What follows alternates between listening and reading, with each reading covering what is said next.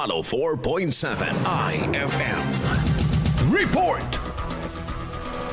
Patuloy na pinapalakas ng Philippine Drug Enforcement Agency o PDEA Pangasinan ang kanilang mga programa at operasyon sa patuloy na pagsugpo ng illegal na droga sa lalawigan ng Pangasinan. Sa eksklusibong panayam ng IFM News digupan kay PDEA Pangasinan Provincial Officer Investigative Agent 5 Reche Camacho, inilahad dito na may paglobo muli sa kalakalan ng illegal na droga. Part naman po natin sa PDEA at sa kapulisan, no?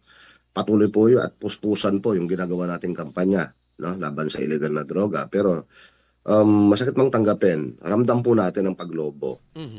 No? Base na po yan sa mga kinakandak natin ng mga anti-illegal drug operations na kung mapapansin nyo, yung mga huli natin at huli ng mga kapulisan malalaki.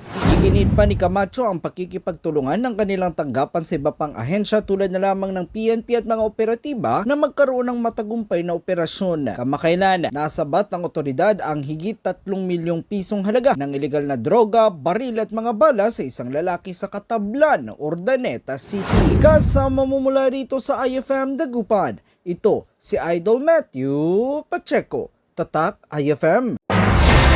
IFM News. IFM News. IFM News.